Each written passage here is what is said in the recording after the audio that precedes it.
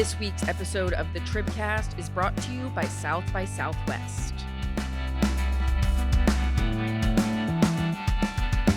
Hello and welcome to the Texas Tribune TribCast for Tuesday, November 25th.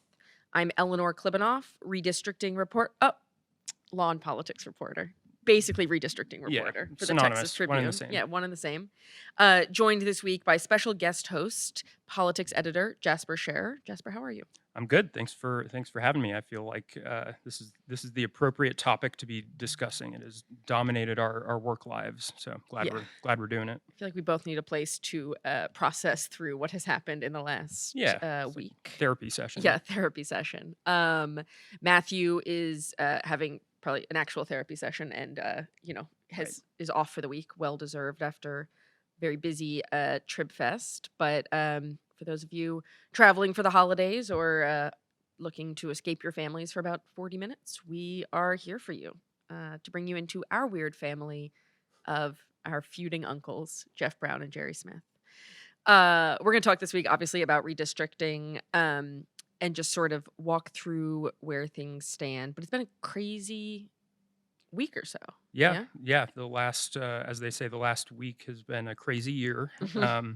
And I just feel like everyone involved in the Texas political arena is experiencing some whiplash with just how, especially thinking of these candidates who, essentially for a lot of them, their like political futures are going to be dictated by, they're kind of at the whim of the Supreme Court within the hopefully next week or so. I mean, I know the state has asked for a specific deadline for the high court to step in, but I don't know. It's I guess the real deadline is December 8th. That's the filing deadline. But I think ideally, we'll get some sort of ruling with a little bit of runway for candidates to decide what they're going to do here.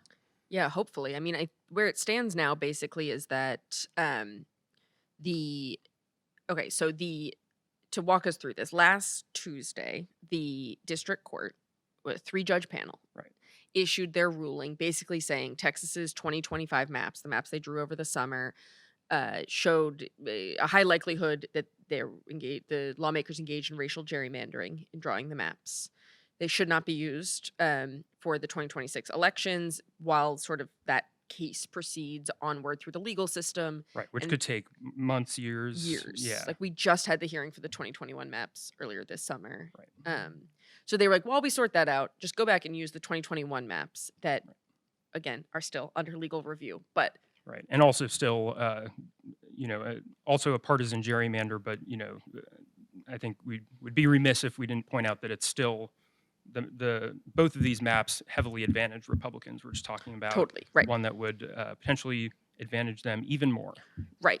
Like Republicans remain the dominant political force in Texas. The 2021 map was drawn by Republican lawmakers to support Republican candidates, maybe more to support incumbents than to take like a very aggressive tack towards building Republican districts, but that's why that's one of the reasons that map was challenged in court, was that plaintiffs were unhappy with both what they saw as racial gerrymandering, but also, it was a very aggressive Republican map. Right. Yeah, I mean, I think just sort of, overarching summary, I mean, the state has 38 congressional districts, and, what we're talking about between these two maps is, a current layout where Republicans pretty almost automatically control 25 of those 38 seats unless we see a mega blue wave in November, and that's compared to this 2025 map that would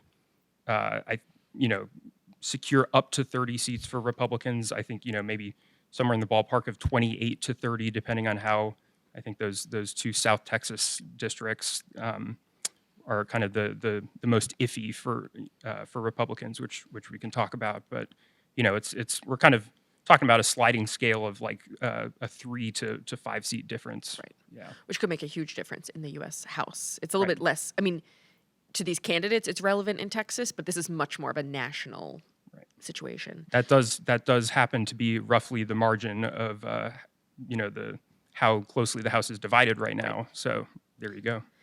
So this 3-judge panel, redistricting cases are weird. They go before 3 judges instead of 1. They issued this ruling from 2 of the 3 judges last Tuesday saying there's evidence Texas racially gerrymandered. Use the 2021 maps while we sort this out.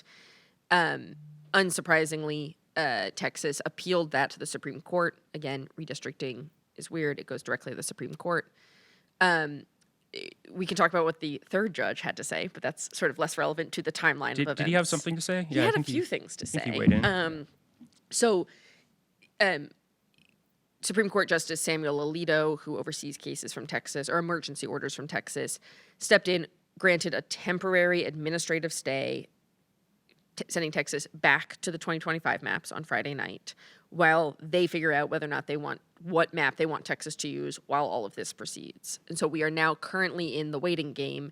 It's possible by the time you hear this, it has already been resolved. But in all likelihood, we're still in the waiting game of, what will the Supreme Court say? Not even did Texas racially gerrymander, or is the map unconstitutional, or did the DOJ letter mean anything? All we're going to find out is what map should Texas use while the Supreme Court appeal proceeds, which, considering as you said, the short timeline, is likely to have huge impacts. Yeah, for sure. I mean, I guess I'm curious from your standpoint, from your reporting, and just kind of looking at the precedent when situations like this have happened before in other states. I mean, I guess I am curious, if the fact that Alito, issued this short-term decision, if we can read anything kind of from the tea leaves out of that, and I guess I'm also, wondering if, typically the Supreme Court has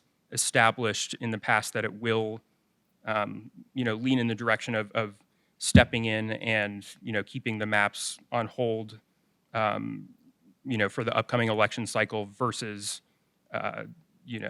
stepping in to allow them. So I think that has maybe happened in Louisiana recently. Yeah. I mean, I don't know that we can read a ton into Alito's temporary administrative stay. I mean, obviously, Samuel Alito, a very conservative justice.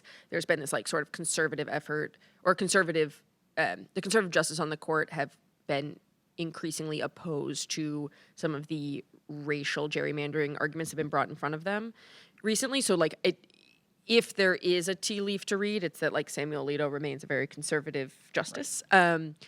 To get the broader stay, we'll have to go before the full court in all likelihood. And I think it's not crazy to say, these conservative justices are probably not overly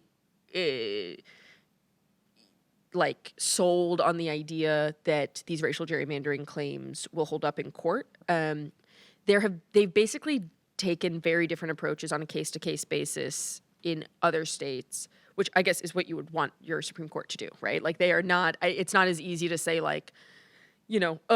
the 6 conservative justices, there ain't no way they're going to let Texas, use the 2021 maps. There have been cases certainly where they have, intervened in one direction versus the other. There was an interesting case in Alabama a couple years ago where they did issue a stay and said basically they said Alabama should use the new maps that they drew. We don't, implicitly saying we don't believe that there's evidence of racial gerrymandering. 2 years or a little more than a year later, they came back with their official ruling and said no, you were right. There was racial gerrymandering. Right. That map should have been struck down. But I guess, in the Texas case, you could theoretically have the flip side scenario where they, potentially put this new map on hold for the 2026 elections, but then come back and rule for, I guess the 2028 cycle that actually this map is fair game. So I guess, you could see the convex of that. Right. Yeah. It's very, and there's no way any Supreme Court justice is not taking some political calculation on this. Not necessarily, all the experts I've spoken to are in many ways, Supreme Court justices are not as politically, are not as politicized as we think, or as the caricature would make you think. They are still thoughtful jurists who will look at each case on its merits. And also it's the most, usually when they're dealing with redistricting cases, at least they have a lot of states all happening at once. Right. And this is just Texas. And it's just pure politics, pure partisanship, pure, it's probably more so than any other case you could realistically like draw up that would ever go before them. So it's of course impossible to imagine how you could look at this through just like a purely judicial Right. textbook lens.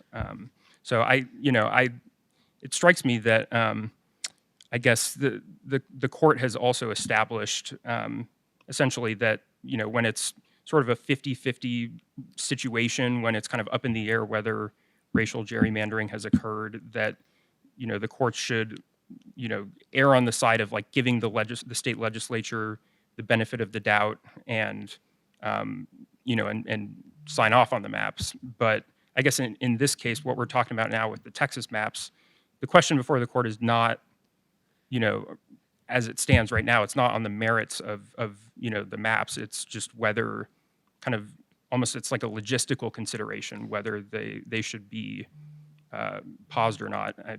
I don't know. Do you have anything to add to that? Yeah, I mean, I think the plaintiffs would say it is on the merits because we want the Supreme Court to agree that we are likely to prevail at trial. Right. And so I guess a preliminary ruling on the merits, not a full consideration of them. Yeah. I think the state is really trying to make a logistical argument. They're citing this like 2016 Supreme Court case called Purcell, where they're basically saying, where the Supreme Court basically was like, we shouldn't intervene on election law, election policy, things like this, too close to an election. It's like putting our thumb on the scale. And so they're saying logistically, whether or not, I mean, they're saying we didn't racially gerrymander. But even if we did, the Purcell principle says like you cannot intervene this close to the election. The plaintiffs are saying it's your fault. It's this close to the election. Right. Well, I was going to say, to get a little bit into the weeds of some of these very colorful, or at least one of the very colorful opinions. Jerry Smith, the judge who dissented in dramatic fashion, pointed out at one point in his 104 page. Yes. Yeah. In his dissent, that essentially he was alluding to the Democrats who broke quorum in the Texas House, left the state for a couple weeks, and I guess in Smith's argument, in his eyes, he's saying that pushed the timeline back, and it's almost like it's the Democrats' fault that we're in jeopardy of running afoul of this Purcell principle. So I thought that was interesting. That he's putting on the Democrats. I think also saying like it took these other two judges a long time to issue their ruling, so they've pushed us closer. He also criticizes them for putting it out too soon and not giving him a chance to dissent. Right. Let's talk about this dissent, because it is, honestly, if you're looking for something to read over the holidays, I have 104 pages of chaos for you.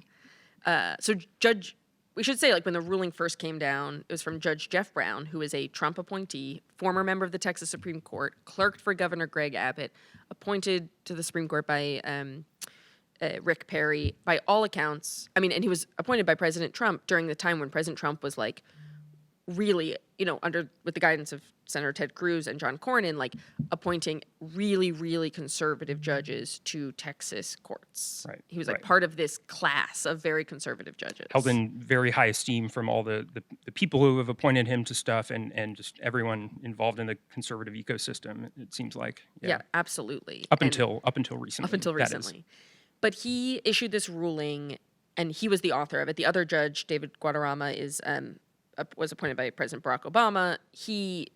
Jeff Brown, on behalf of the two of them, wrote this ruling that essentially pretty concretely and overtly accused Texas lawmakers of racially gerrymandering and struck down the map. And they were really pretty outraged by this. Yeah. Certainly Texas Republicans. And there was no dissent attached, which is uncommon. Usually you get sort of the whole package all at once. The next day, Smith issued this dissent that was a very personal attack on Brown, basically saying going through like emails they sent each other of like how the timing worked, so that he felt he was like cut out of the dissent, or cut out of like having a chance to put his dissent on the ruling. Really kind of a remarkably detailed timeline, sort of peeling back the curtain on how some of these things work. Found that kind of interesting. Yeah. The dissent starts with fasten your seatbelts. It's going to be a bumpy night. And it was. Yes. And it was. And then later he does, and I didn't notice this immediately, but he later in a footnote says, I did say it was going to be a bumpy night, didn't I? And then signs it off with 104 pages later, darkness descends on the rule of law, a bumpy night indeed. Wow. So a degree of drama, I would say. Poetry. Yeah, exactly. I think like the question is like the first, I don't know, 25 pages are like personal attacks on Brown, which I don't think really play a huge role in it. Yeah.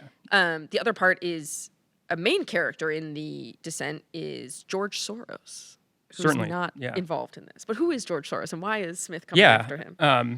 I guess, well, so big picture, I mean, George Soros, a Democratic mega donor who has gotten involved in just all sorts of elections, across the state, including in Texas, at this, especially I think at the state and local levels. I mean, he's at least where I first encountered him in my reporting career was in his contributions to local prosecutors, like district attorney races, to try to get progressives in office. But I guess Smith in his dissent was also drawing ties between Soros and some of the groups that employ the lawyers who are on the side of the plaintiffs, and I believe Soros's name was invoked 17 times, if I'm remembering correctly. So it's and accompanying Soros in Smith's dissent was California Governor Gavin Newsom, who Smith noted would be one of the main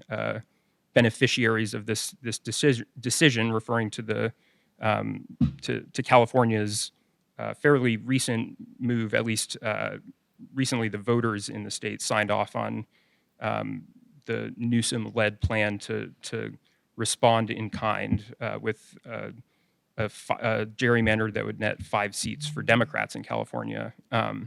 So it was kind of a striking, involvement of these political figures in a legal opinion that also, separately went on to, discuss the legal merits of the case and the situation, but accompanied by quite a bit of other stuff, we can say. Yeah. I mean, Soros is kind of this like liberal boogeyman, or I guess maybe like conservative boogeyman in a way, right? Right. That he's like saying something is like Soros backed is like saying it's, so liberal as to be, Right. It's sort of crime. It has become like a code word for everything that conservatives, hate, and Right. and everything, tied to liberalism that they're morally opposed to. Right. Yeah. Which is interesting. It also is just like not relevant. He's not a party to this case or really involved. I will say Smith makes a nice point. He like rips apart the lawyers involved in the plaintiffs as like basically Soros funded shills. And then in a footnote is like, to be clear, I respect them. I think they're great jurists. Let's move on.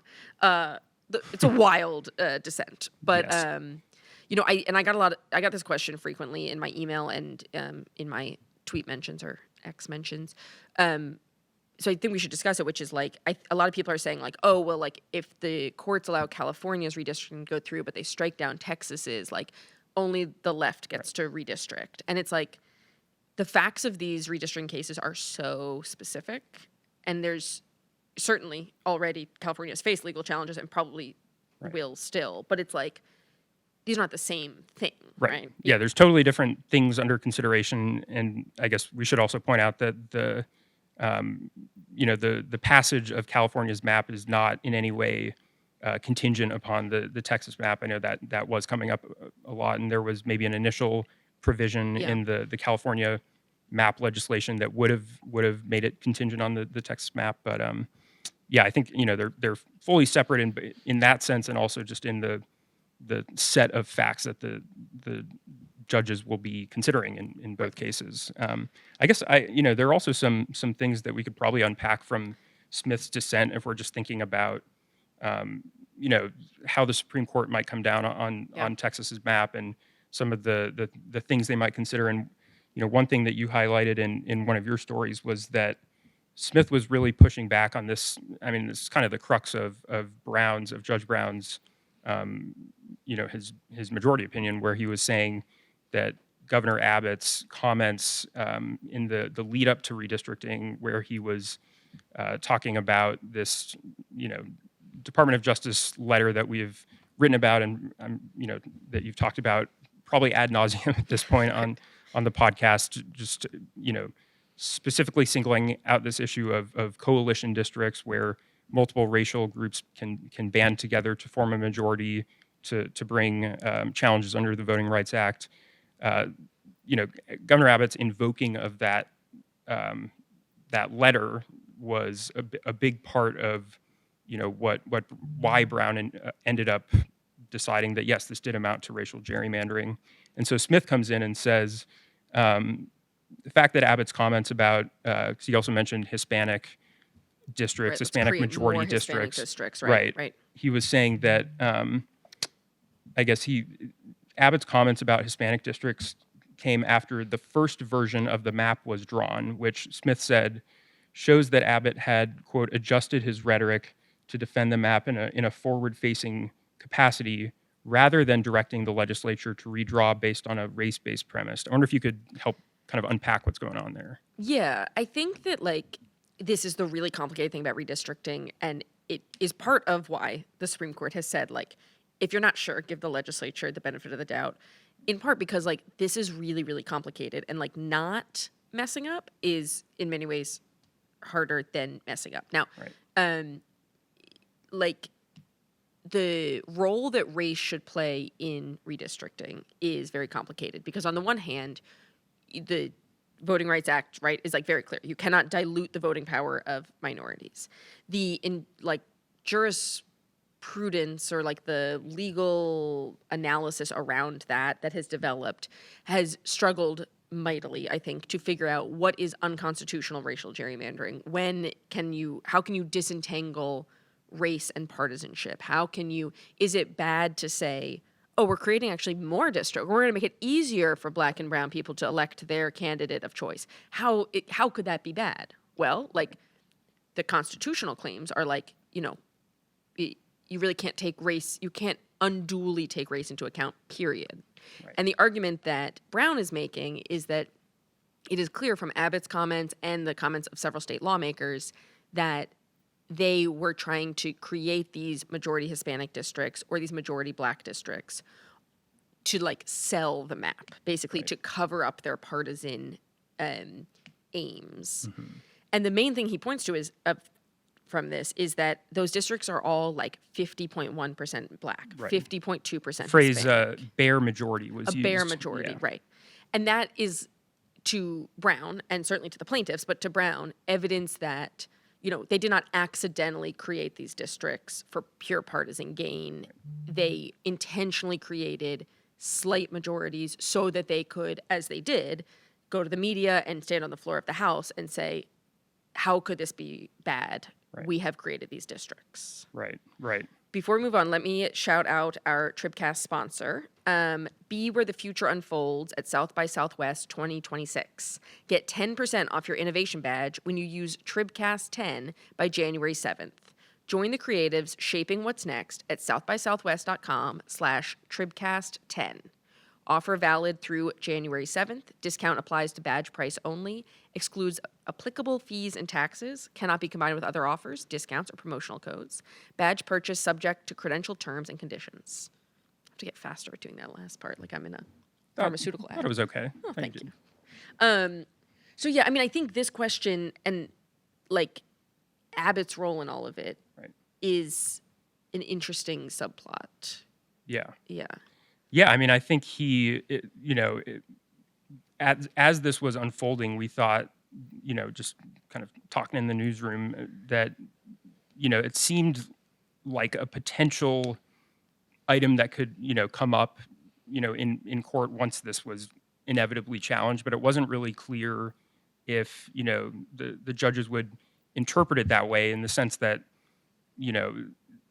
of course, there was clearly some mention of race, and that comments that suggested lawmakers were taking that under consideration, specifically in some of the TV interviews that Abbott did, that they were actually cited in Brown's opinion. But I think it was to me at least really unclear whether that would have been all of that would have been outweighed or kind of overridden by the course correction that lawmakers took once the maps started flowing through the pipeline. They were doing committee hearings and talking about this on the House floor, and there really did seem to be this somebody, I don't know if it was like somebody got them in a room and Right. sort of It's shook like, some sense right. into them, but there was clearly like a memo that went out of some sort or some sort of direction. You're like, guys, like we got to really emphasize we are purely, this is purely for partisan gain.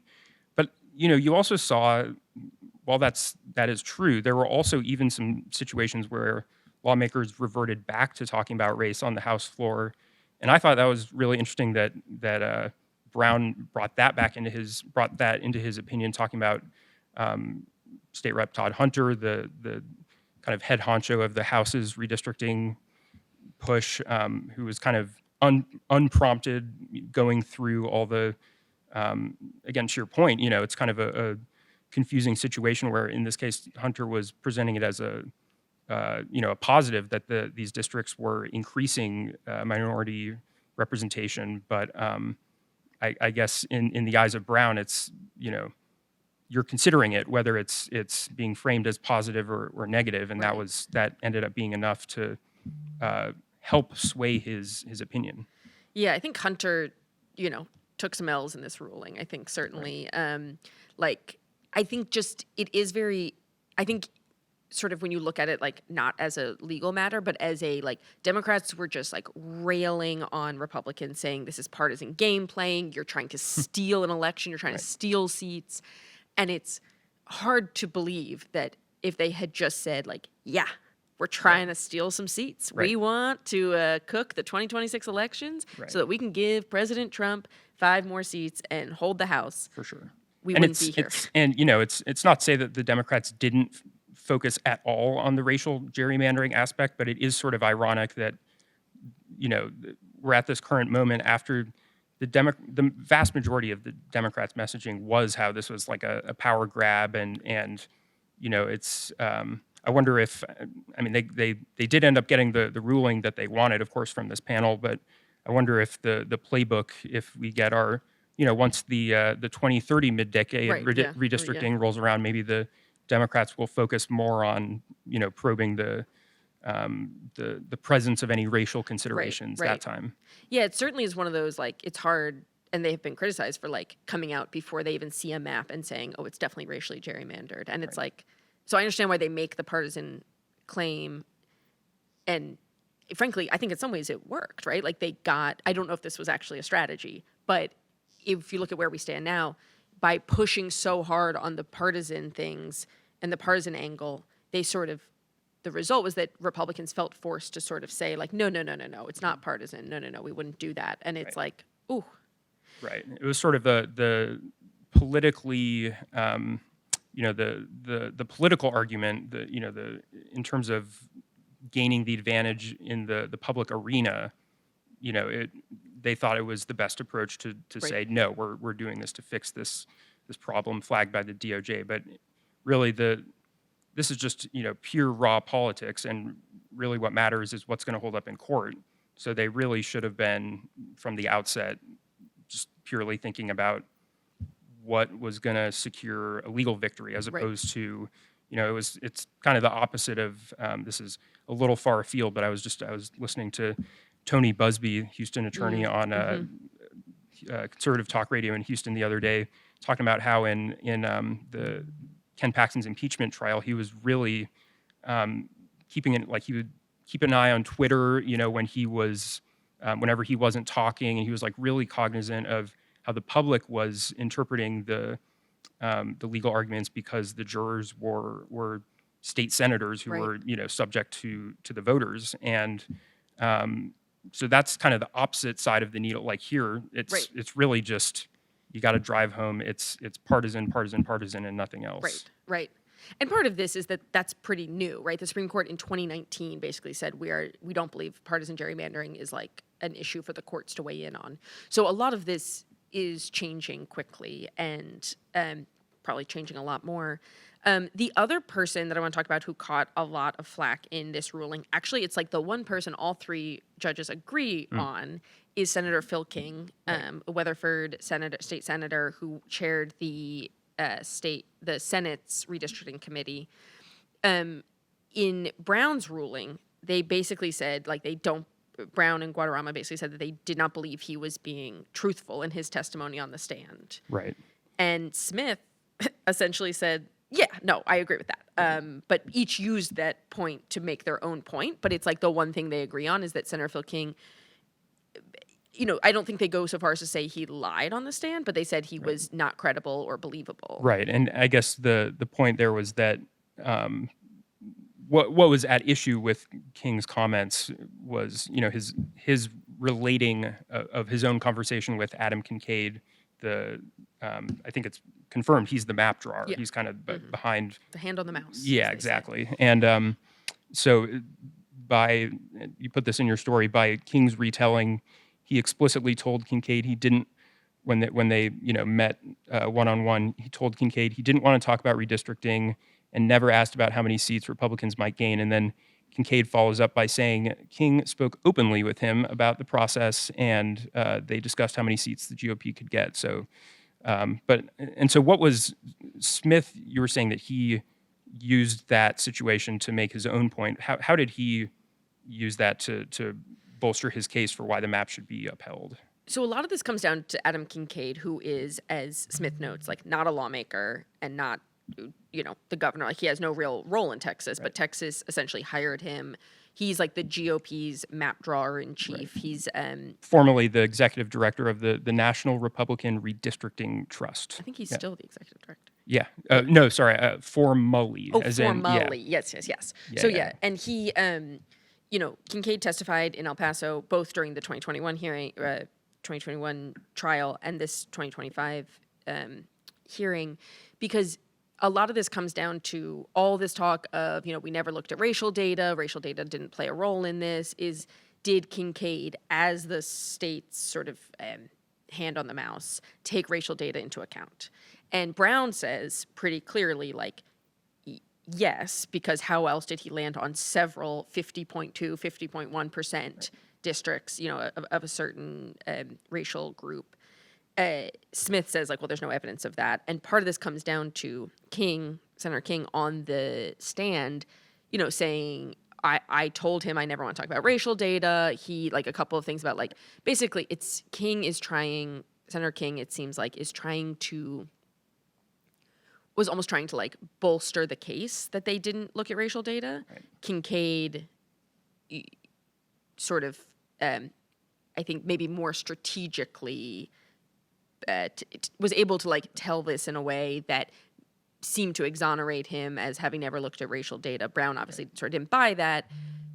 But these specific conversations about when Senator King and Adam Kincaid spoke has really become probably not, like, the most important issue in this ruling, but, like, a pretty important question of, like, did a state senator lie on the stand, or at least sort of say, like, he couldn't remember and sort of obfuscate on the stand? Yeah. I think, the other interesting thing, too, with all these districts that just barely cross the 50% threshold with, in most cases, Hispanic majority districts. There is also one district in Houston that just crossed the 50% threshold for Black residents. But especially with the Hispanic majority districts, we've reported that, some, Democrats who study redistricting and are involved in this arena think that within those 50.3% Hispanic districts, the map drawers kind of surgically made it so that, as part of that 50.3% population, they made sure that, a sizable subset were Hispanic voters who do not reliably turn out to vote. Yeah. And that was, I'm not sure if that actually came up in any of the opinions, but I thought that was kind of an important extraneous point that, it sort of lends, it, I guess, makes it a little, casts more doubt on the claim that the map drawers were completely race blind. You would have to sort of see that as basically just a convenient coincidence. So. Right. Yeah, I think that's a big part of this is, like,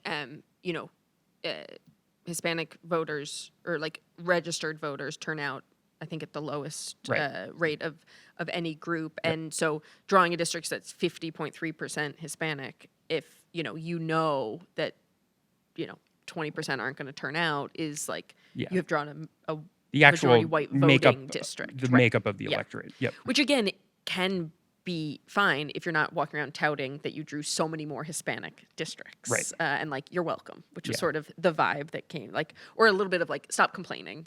Yeah. We did this for you, Right. Yeah, absolutely. Yeah. So this is all like the nuances of this are very complicated, and I do think like despite Judge Smith's sort of rhetoric around this, like this redistricting is very politicized, but the case law around it is very complicated and evolving. And so I think like the judges have, it's not as simple as just saying like, it's the politician's job to say, do we want 5 more seats? It's the judge's job to say like, did you do it right? Mm-hmm. And one factor sort of hanging over all of this is this Louisiana case that the Supreme Court has heard. They heard earlier this month, or I guess last month now, about that. Basically, if it goes the way that Louisiana wants and that a lot of these conservative groups want, it would essentially gut most of the racial protections in Section 2 of the Voting Rights Act. And essentially, it's this like conservative priority that's been pushed for a while that says like the Voting Rights Act was great at the time. There should be like time limits on this. We can't just say forever Black and Hispanic voters get, should be like sort of considered separately. Right. Obviously, many voting rights groups and certainly the Democratic establishment feels like that is would be like a huge loss to, and really open the door to particularly red states to just like run roughshod over the voting rights of Black and Hispanic voters. And this is sort of the point you were just making about, at certain point there's a cutoff where you're no longer considering these racial and ethnic groups as sort of separate. I mean, that's my understanding is that's sort of an outgrowth or a continuation of what went into the 2012 ruling that struck down that no longer required Texas to be subject to the pre-clearance rules, in the sense that I think it was the Chief Justice who issued the opinion saying, essentially like, I mean, it wasn't, he didn't say it as bluntly as like we've solved the race problem, but he was like, we were at a different point than we were in 1965 when this act was first approved, so that feels like kind of a subtext or a theme of a lot of these considerations for the Supreme Court in setting this evolving precedent.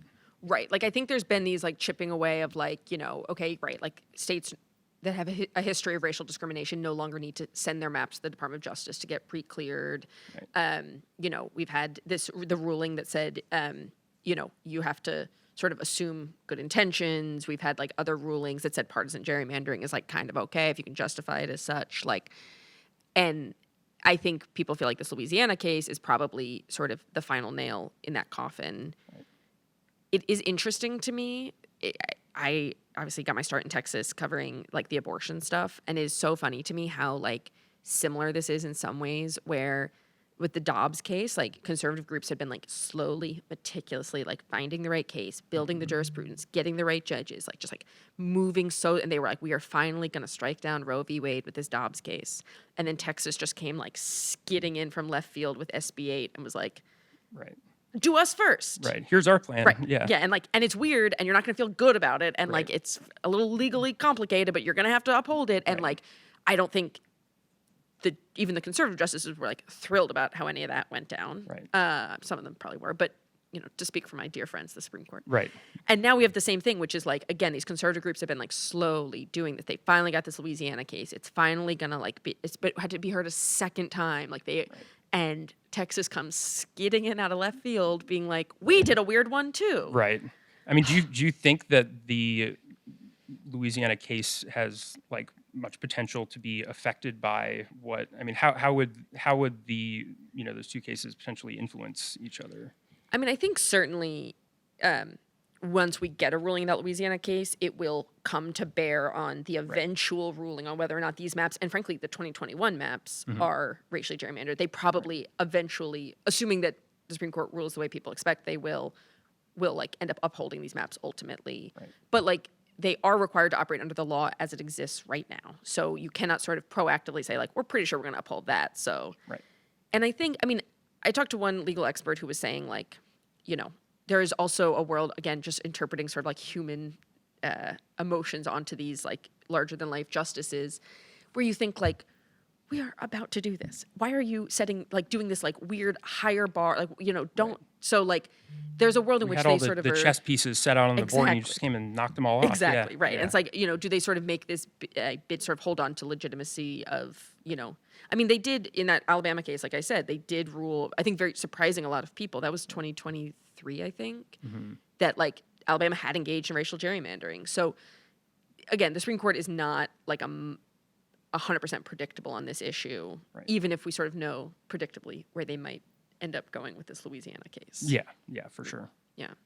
So yeah, Texas continues to be a real thorn in the side of the methodical, slow progress conservatives. Yeah, kind of the erratic stepchild, I guess, of the Yes. conservative Yeah. movement. Yeah. But I'm sure they love them. Yeah. Yeah. I mean, they have given them a lot of key victories over the years too. So. Yeah. So we stand here now on Tuesday. We're taping this at 11:44 a.m., waiting for a ruling on a stay from the Supreme Court. Do you think they will do it on Thanksgiving just to ruin our day? Probably, yeah, or maybe like Friday morning when we're still coming out of our food comas. Yeah.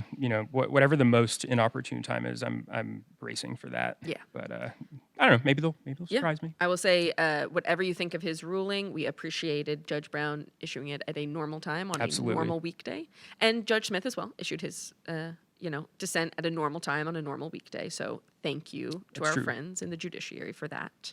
Samuel Alito did not Friday night. That's fine. He reversed that streak, but that's okay. Yeah. That's As okay. a journalist, my main feelings about most people is when they issue their press releases. 100%. So so we're gonna leave it there, and I'm sure this is not our last redistricting episode. So we will be back after the holidays with whatever Texas has done between now and then. This week's episode is sponsored by South by Southwest. Our producers are Rob and Chris. You can get all of our episodes wherever you get your podcasts or on YouTube, and we will see you next week.